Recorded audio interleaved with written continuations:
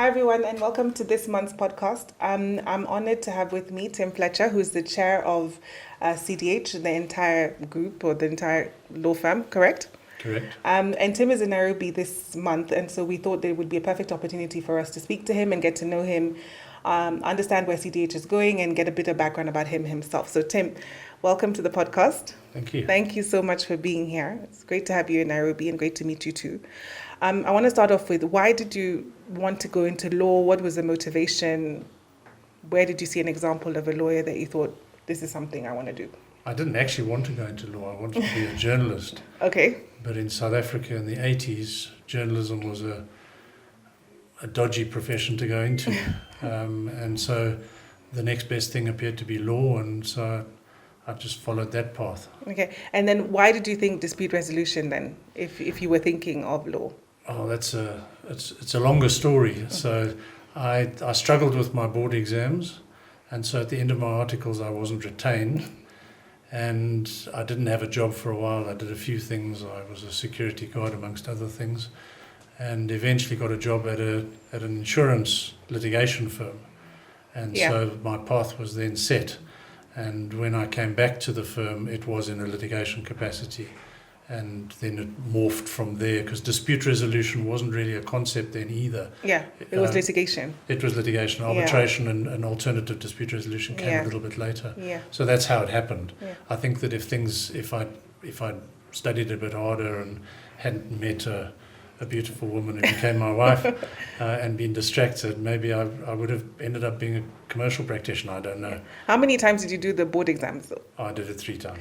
How does that make you feel? I mean, it takes a lot of determination, first of all, to do it the first time. And then, you get the disappointment of the failure. And then, so 3 times is a lot to go through, isn't it? It is a lot to go through. It was a big challenge for me, because I wasn't a great student at university, but I wasn't that bad. But it was the oral examinations that really killed me. I struggled with the oral examinations. Really? And then into litigation, because that's an oral, it requires presentation skills more than, I guess, a commercial practice. It does, but it's different to one-on-one with somebody interrogating you. Yeah. So were you quite shy and reserved? I have always been, I regard myself as a bit of an introvert. So people are amazed, because you learn to push yourself and be outgoing, because you have to be. But I've always been a little bit shy and reserved, And now except in my family. Now you're the chair of CDH. So I guess you're demonstrating that you can start from anywhere and still get to where you're going. Oh, absolutely. I mean, but if you ask me, did I ever plan this career path? Absolutely not. Yeah. I mean, I'm as shocked as anybody as to where I've ended up. And what do you think it takes in order for you to be where you are now? Is it determination? Is it hard work? What is certainly it may not be intelligence, but other traits may be more important, correct? I think it's a whole mixture of things. I mean, certainly you've got to be intelligent to succeed at law. You've got to be determined. Mm-hmm. I wasn't saying that you're not intelligent. No, I know that. But I mean, intelligence is obviously a prerequisite. Emotional intelligence, I think, is important. But then also, I think that you get presented with opportunities, and it's all about the choices you make. Yeah. And yes, some of us get lucky, but it's also what you do with that luck, how you ride that luck. And I do think that a lot of people they complain about how they've been unlucky in life, but in fact what they've done is they've made bad choices. And all of us make bad choices from time to time, but then you live with those choices. Yeah. So I guess luck has been interpreted as opportunity meeting preparation, right? Sure. So when you were sitting in the security, as a security guard in an insurance law firm, I guess it's an insurance practice, right? Well, no, I was an attorney in the insurance law firm. But the way that you got into it, let's go back to that then. I didn't have a job, and I needed to pay for my rent, and so I had a contact who worked for Lodge Security, and she offered me a position. So I was briefly a security guard. I put too much emphasis on that, and I then became her administrative assistant. And then at the same time, I was interviewing at law firms. Oh, okay. And then I got a job an insurance law firm. And I guess that away you went. I asked Brent this question when he was on the podcast about what it was like to be a practicing solicitor or practicing lawyer during apartheid South Africa, and how the difficulties were. What was your experience? Because it must have been vastly different to his. No, certainly. I didn't really practice because, I mean, as an attorney during apartheid, because when I was still a candidate attorney, the release of Nelson Mandela was announced, and I mean, we had the elections in 1994, by which stage I was a second-year associate. Okay. But my legal experience in apartheid South Africa was different because all white men had to register. When you turned 16, you had to register for military service. Oh, wow. Okay. And so I then, after university, I went to the South African Defence Force, and I was a law officer in that context. So that was very different for me, being a lawyer in that context. Yeah, yeah. What was that experience like?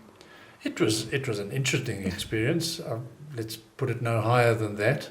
There were parts of it I enjoyed. I enjoyed the structure of the military. I enjoyed the discipline, but I didn't enjoy the racism and the strong nationalism that you experienced there, and you were forced to go along with. Yeah. So in the training we were shown videos of people in the townships killing each other to try and get us motivated to do what I'm not entirely sure. Oh wow! So it's a kind of like an indoctrination. It was an indoctrination, and a lot of the permanent force, the professional soldiers, were extremely racist in their approach. Yeah. Which was particularly difficult for me because I was in a unit that had our soldiers were all black, but the officers were all white. Wow. All the black soldiers were professional soldiers, now regarded as turncoats by I guess the locals. By the locals, yeah. But I mean, at that stage, they were just keen for a job, and it was a job. I mean, I guess there has been a lot of change in South Africa in that regard, from the time that you were young to the time that you're now. How do you feel about that change or challenge? Oh, the change has been massive. I mean, if I go back to when I was growing up. If you went to the post office, there was an entrance for black people and there was an entrance for white people. The post office closest to my house had identical facilities. But if you went to the little shop around the corner, white people were allowed inside the shop and black people had to be served at a little serving hatch around the side. Yeah. And for me, at that stage, that was kind of normal. It was life. I mean, my parents made it clear to me that wasn't normal. And if I look back on it, I mean, it's absolutely appalling what went on. It does trouble me that having grown up in that environment, having grown up in an all-white school, and having been to a largely white university, that must have affected me in some way. I must have developed in a way that's different to how my children develop. I mean, my children don't really see race. It's not an issue for them. Yeah. I mean, you do experience issues of racism, but for them it's not the same as it was for me. Yeah. I guess for you it's particularly important because in a dispute resolution or litigation practice, what you're facing is all kinds of people and from all walks of life in a setting where they may be incarcerated.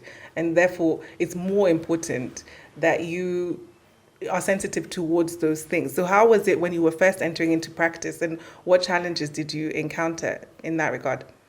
I mean, at the moment, my practice is very commercial. Commercial, yeah. So my experience of dealing with people in a criminal setting is limited now.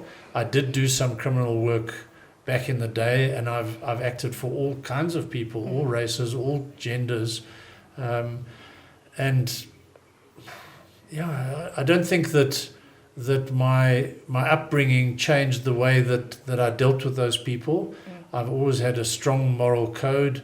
I grew up in a religious in an environment that had faith and spirituality, And so I've always tried to regard people, no matter who they are, as people.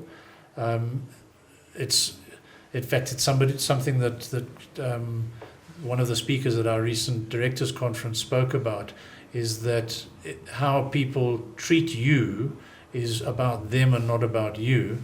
And I've always tried to remember that, so that if somebody does come with ideas that are anathema to me, I kind of convince myself that it is about them and it's not about me. Yeah. Maybe it's something that all of us can take to heart, so that we can, when we're facing challenging situations, we can interpret it that way.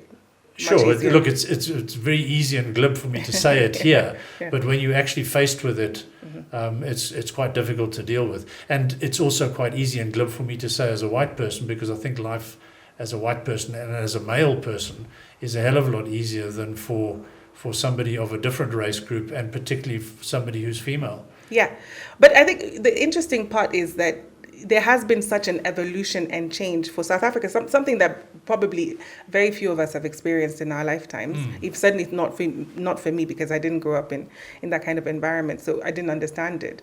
But for you as a white male, recognizing that you have had this privilege, and I think a lot of people talk about that privilege. How do you feel about that? Do you feel persecuted? No, I certainly don't feel persecuted. I think that I've been extremely fortunate. Do you recognize that privilege, though? Oh, absolutely. Oh, you do. And I have to recognize it, because my children often tell me, "Sure, your white privilege is showing." I love that.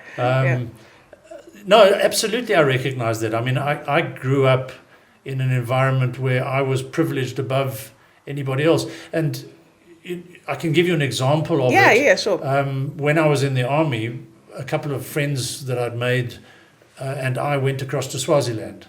And when we got to the border on the South African side, there were 3 people in the white queue. There was a long black queue, and we went straight through. When we came back the other way, we were forced to join the queue. And we were then number 58 in the queue, or whatever it was. And you then realize what a difference it was for being a white person growing up in South Africa. Yeah. I mean, we were extremely privileged. Privileged doesn't sound right, though, because it sounds like it's kind of a normal term. Yeah. And it wasn't normal. It was completely abnormal. Yeah, to everyone else, I guess. Well, to me as well, because although it's nice being able to be number 3 in the queue rather than having to stand with everybody else. Yeah. You recognize that you're getting that privilege just because of the color of your skin, which is it's absurd. And do you think that South Africa's the strides that it's made to improve or to balance the inequality that has been there, have you guys done enough? Do you think you should do more? What are we doing as a law firm to make sure that we are bridging that gap? We certainly haven't done enough. I mean, if you just look at, I'm most familiar with the Dispute Resolution Department. Yeah. If you look at the Dispute Resolution Department, the majority of the partners are, I'm not sure if the majority is still white, and the vast majority are male. We've got a long way to go. In the time that I've been practice head, we've been working, I've made a conscious effort to grow the number of females amongst the associates. Yeah. and to grow the number of black people amongst the associates. So if you look at our senior associate cohort now, it is 100% black, and it's something like 78% female. Yeah. And from those people, we are now growing into the partnership. So just in the last few years, we've appointed several females and several black people through to the partnership. In South Africa, we've also got. It's weird that you would think that once we'd achieve democracy, we would move away from race classification. But we are so focused on race classification. Yeah. We distinguish between people who are African black or colored or Indian. And so when we look at how we've developed as a department, again, just talking about the Dispute Resolution Department, we focus on who are African black. So it's important for us to bring through African black people into the partnership. And transformation, some people regard it as a road to a destination. Yeah. There is no destination. It's going to be a constant in our lives, and it should be a constant in our lives forever, because you can, if you don't pay attention to it, you could suddenly find that you've slipped, and now suddenly we're out of sync with what society is. Yeah. If we end up in a situation where 80% of our partners are female, then we're out of sync. Yeah. We need to keep in touch with what the society outside looks like, and our law firm should reflect that society. Yeah. And so if you just look at the numbers, we've got a very, very long way to go. We've come a long way. Yeah. I think our first partner was Lucia Erasmus, female partner, sorry, was Lucia Erasmus, and she was appointed in 1990 when I was a candidate attorney. Our first black partner was Peter Bagaji, who's still with us, and that was quite a few years later. So from there, we've come a long, long way, but we've still got a long, long way to go, and we cannot be complacent. But this is a difficult conversation to have, and it's a sensitive one to have. So I really thank you for being so candid and honest about it. How do you see your role as a chair in that transformation angle? What is your role as a chair, actually? Well, that's an interesting question, because when I was asked to become the chair, obviously the first place I looked was the regulations, and the regulations say that it gives me a few jobs, like I chair the partners meeting, and I'm an ex officio member of the executive committee, but it doesn't actually tell you what the substance of the role is. Yeah. And so to some extent you've got to craft that yourself. And I regard the substance of my role mostly as pastoral care. So it is looking after the people. Okay. And that has been quite a challenge to keep energized, because when you're dealing with people and you're dealing with people issues, it requires a lot of emotional energy, a lot of emotional intelligence, and most of the time I think I've done an okay job. Every now and again my Irish temper gets the better of me. Yeah. But yeah, as I say, it's a job that I'm learning as I go along. So the one thing that I do realize is that if I come to Nairobi, for example, I need to meet as many people as possible. A big challenge for me is remembering people's names. Yeah. Because particularly coming out of COVID, I suddenly met a whole cohort in Johannesburg of candidate attorneys that I'd never met before. In fact, some of my partners I'd never met before. Okay. But yeah, I think it's just about looking after the people and making sure, as far as possible, that the people are happy. I mean, that is a challenge itself. I think for me, when I look at your role, because you are so seminal in the meetings and how we interact as partners, I think that's where we've interacted the most. Yeah. I can see that you're taking a leadership type role, and so for anyone who's a young partner or young directors, what advice would you give them as to mapping out your career? I know you're saying you didn't have a structure, or what steps you can take to elevate yourself higher than just the academic work that we do, or at least the transactional work. One of the things that I say to candidate attorneys, in fact, I've pinched this from an Australian comedian called Tim Fletcher, who. I like that guy. He plays the piano, right? He plays the piano. Yeah. He's got long hair and he often appears on stage with bare feet. But he did a speech to the University of Western Australia, and it's a clip worth watching on YouTube. He says that you should focus on what's directly in front of you and work hard at what's directly in front of you. Be micro-ambitious, I think is what he says. Micro-ambitious, I like that. Yeah. Okay. And he says that develop your peripheral vision because the next shiny thing in your career might not be directly in front of you. It might be out to the side. And that's certainly how I've worked. I've always been scared of having grandiose goals. I don't like, for example, having a bucket list. Okay. Because I don't want to die feeling like I've only achieved 3 things on my bucket list. Yeah. I'll go and do things that I fancy at the time. And so that's how my career has developed. The opportunity to become practice head presented itself because then practice head Peter Conradi was talking about stepping down, and I thought to myself, well, I think I could do an okay job at this, and so I put my hand up. And funnily enough, it was Rishabhan Moodley, who's now taking over from me as practice head, and I, who were the two candidates.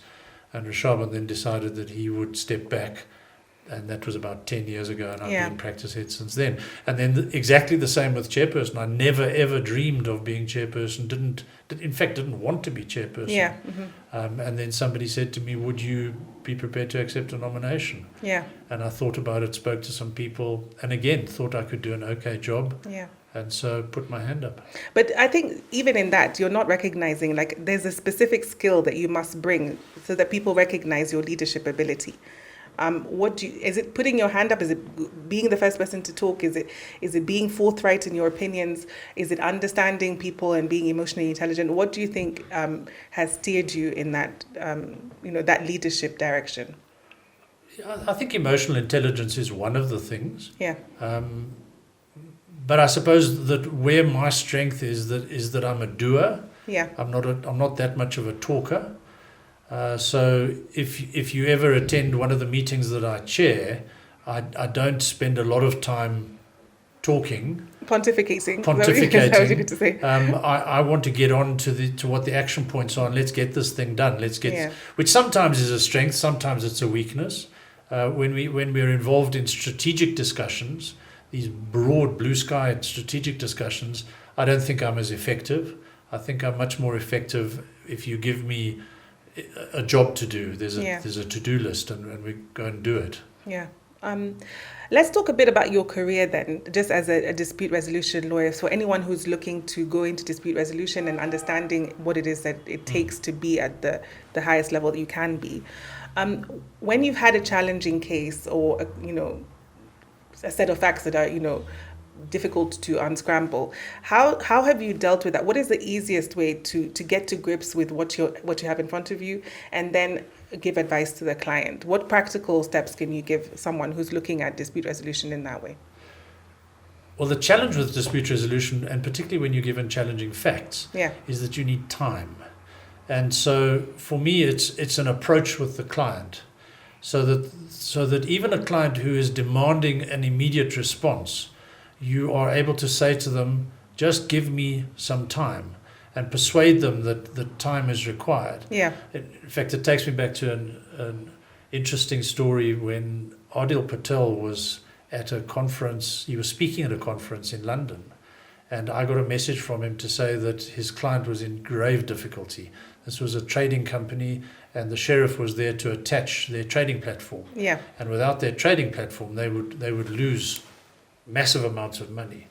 And so he was saying to me, bring an urgent application to court, screaming at me down the phone. I said, well, let me go and get the file, and I'll go and read the file. And he kept phoning me and sending me messages, and eventually I turned my phone off just so that I could read the file and work out what was going on. And then, because my phone was off, he was sending his secretary to me to say, bring the urgent application, bring the urgent application. Yeah. Mm-hmm. And I eventually managed to get that 15 minutes just to be able to sit down and work out what the best thing to do was. And in that space, having created that space, I was able to realize that what had happened was a judgment had been granted against the client, and all we needed to do was get a notice of appeal out, because that would immediately stay the operation of the judgment. Amazing, yeah. Mm-hmm. And so we banged out a notice of appeal. I phoned the attorneys on the other side, who said that they were not going to stop removing until they'd received the notice of appeal. Mm-hmm, mm-hmm. And I said to them that they're speaking to me, they're speaking to Cliff Decker Hofmeyer. They know that when I say that there's a notice of appeal coming, that there is. And if they do damage to my client because they're not prepared to stop the sheriff now, then they better be calling up their professional indemnity insurer. And they agreed to stop. Mm-hmm. And it was all done and dusted in about a half an hour. Whereas if I had simply rushed off and done what Adil was telling me to do, and it was a knee-jerk from his side, sitting in a conference in London. He didn't have time to think about it either. But you've actually got to find that time, because if I'd rushed off to do an urgent application, we would probably have got our order by 4:00 that afternoon, by which time the trading platform would have been removed and the clients would have suffered the loss. I mean, that's an amazing example. And often the clients put you on, not only Adil, but clients will put you under enormous pressure. I'm not criticizing Adil. No. It's just an example. Yeah. It's just a client will put you under pressure and you have to answer immediately, and you feel as if you're rushed off your feet. So I think taking the time is very important. Then balancing work and life, which I think a lot of women find challenging because they are the ones who are, predominantly doing the life part, and taking after the children. How have you managed? Have you had to manage? Have you made concerted efforts to make sure that you are balancing your work and life, and how has that been for you? I have made concerted efforts. I mean, it's been easier for me because my wife is an occupational therapist who works at a school, has always worked at a school, and so she's been able to manage her time around the needs of our children. So it has been easier for me. But what I have done is, as far as possible, I've made sure that I was home by supper time. So 7:00 would be an absolute cutoff for me, so that we could have dinner as a family around the table and share the stories of the day.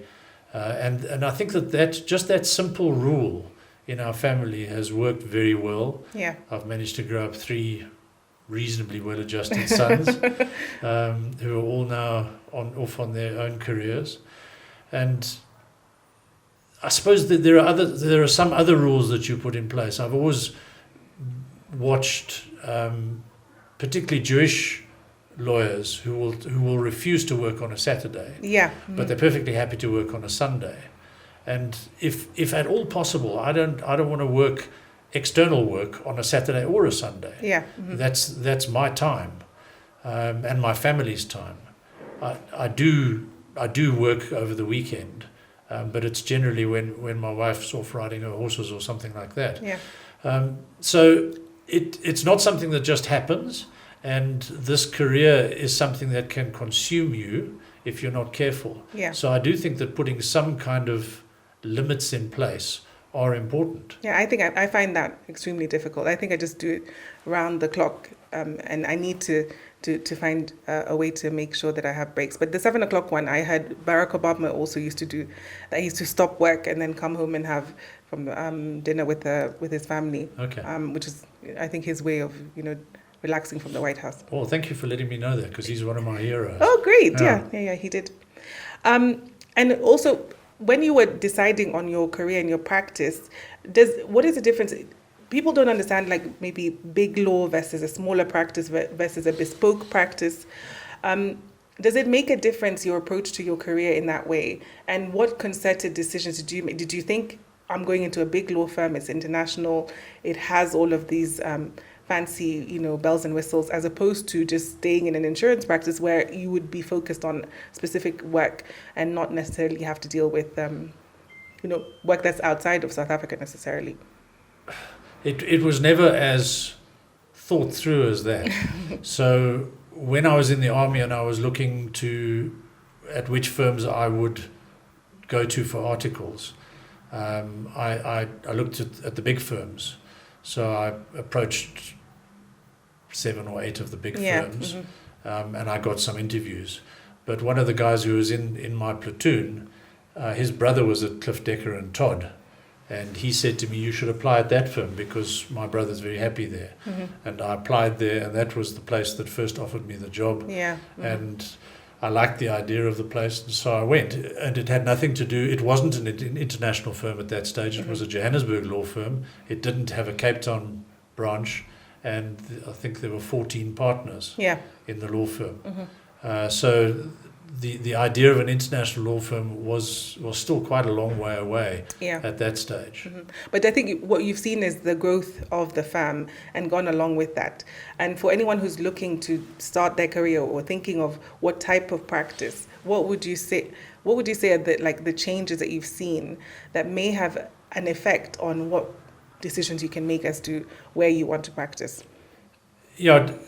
It seems right now to go for an international law firm and to go for a big law firm, because you've got all sorts of opportunities. But the opportunities that I had working at that small insurance firm was that I appeared in court. I did trials regularly. So I was doing a trial probably once a week, once every 2 weeks. And that exposure was huge for me in my development. We don't have that exposure in large law firms because the kind of matters you deal with, you can't send a junior associate off to court to run the matter. It's just... And in fact, some of the matters are so big and you can't find the time to prepare for those matters. So generally we use advocates to do that work. So I think that the kind of exposure you will get is completely different. But having said that, in a small law firm, it's the experience that trains you. In a large law firm, the training is provided for you. So it's a much more structured environment than a small law firm. But I think you can get to the same place at both. The one challenge, though, is that if you want to get ahead in a big law firm, you really need to start at the bottom and work your way up.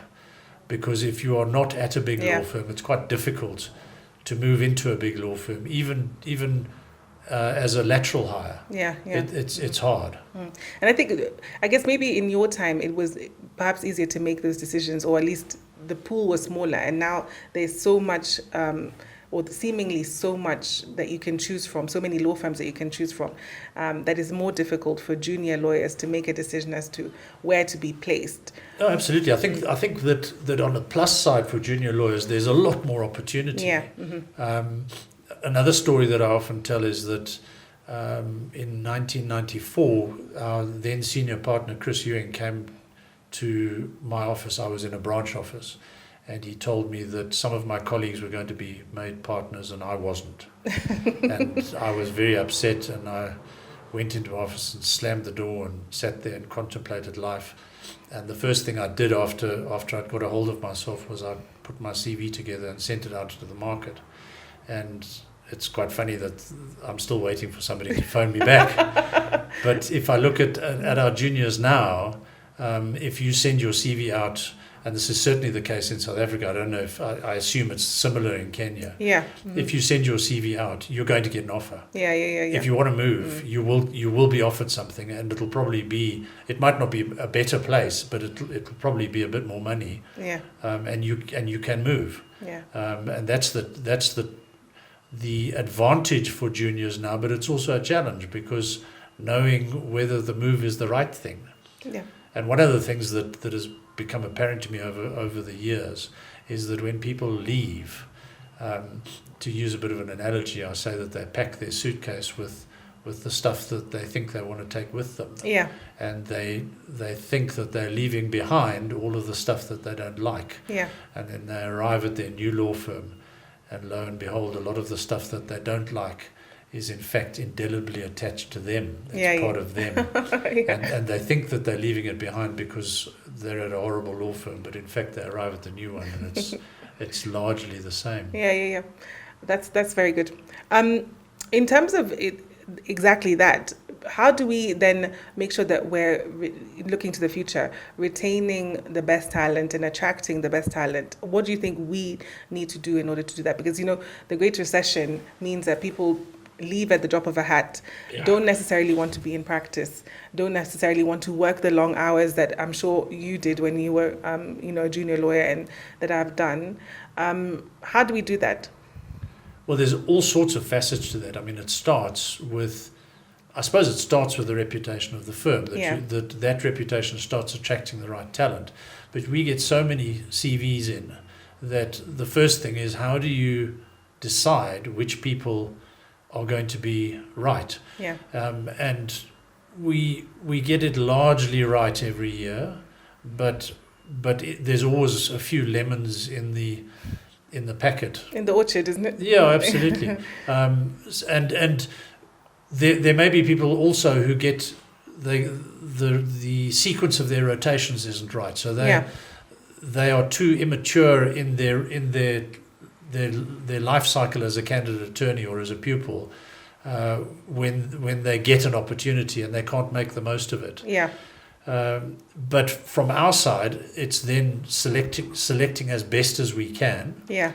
looking out for the red flags, because if there's a red flag in somebody's history, we shouldn't be hiring them. We should be trying to hire the best candidates. Yeah. And by the best candidates, I don't mean necessarily the people with the best results, because we know over many years that people with great university or school results don't necessarily make the best lawyers. Yeah, I also like the fact that you said that it doesn't have to be the best university. It could be a mediocre university with good results, or absolutely. I've seen candidates come out of the best universities and they're terrible. Yeah. But you also get people who have been to a less than great university but who are excellent candidates. And it reminds me of a video I was watching. It was an interview on the BBC, and somebody was asking a guy who was in his mid-50s where he went to university, and he said, it's irrelevant. I went to the University of Life. Yeah. As they probed a bit further, it turned out he went to both Harvard and Oxford. But as he said, it's irrelevant. Yeah. We are a young office. The Kenyan office is a young office. Yeah. What do you think that we can do, to up our game from where we are now? What advice would you give us as partners in this office as to developing the office offering? Well, I suppose that there are two things. The one is in the local office is making sure that you create a nurturing environment, an environment where the juniors feel like they have found a home and they want to stay and they can learn and they're getting all the right experiences. At the same time, sticking to the requirements of an excellent practice. Yeah. But the advantage that you have over local Kenyan law firms is that you're part of a bigger group. Yeah. And for anybody who joins a large law firm, it's pointless if you're going to join a large law firm and behave as if you're a silo. The purpose of being in a large law firm is to take advantage of all of the facilities that are there. Yeah. So you've got to take advantage of the business development people, the marketing people, the finance people, the systems, the knowledge, the training, and make sure that all works for you. And we see that there are practice areas that make better or worse use of those things, and those practice areas succeed or don't succeed depending on the approach that they take. Yeah. Well, let's see how it goes. It's going well so far, so Yeah, absolutely. And things are going well, so we're happy. Yeah. We just need to make sure that we keep pushing, and I think part of it is strategizing together with our colleagues in South Africa, and that has been a great experience for me personally to see how big law thinks and have the opportunity to participate in that. Anyway, we have final set of questions. These are quite quick fire questions. Okay. No thinking involved. Just answer the first thing that comes into your head. Hopefully it's clean. Okay. Favorite color? Blue. Favorite food? Pizza. What type of pizza? It's a mince with chili on it. Oh, okay. All right. Favorite country to visit? I don't know. It What's always the first one that came into your head? The UK, but I don't think so, because I've just been to France and thoroughly enjoyed that. Okay, that's what I was coming to. Favorite holiday? My favourite holiday is a holiday I've just had, walking in Brittany, and then we took a boat trip up the Saône River. Oh, lovely. With your family? With my family. Okay, favorite partner in the firm? David Pinnock. Oh, that was I didn't expect you to answer that. Why David? Oh, he's always positive, and he's always got a good outlook on life. I know Adil will be upset, but Adil's my second favourite. Well, I'm sitting here too. I haven't known you that long. That's true, actually. David was my candidate attorney, so nice. We had a lot of fun when he was my candidate attorney. Favorite sports? Rugby. Which team? Highveld Lions. Who is that? In Johannesburg. I see. The local Johannesburg team. Okay, all right. We'll keep that for Shem and you to have a discussion. Okay. All right. Thank you, Tim. It's been a great experience having you on the podcast. Thank you for all your insights and thank you for making the time. You're very welcome. All right, everyone. See you next month.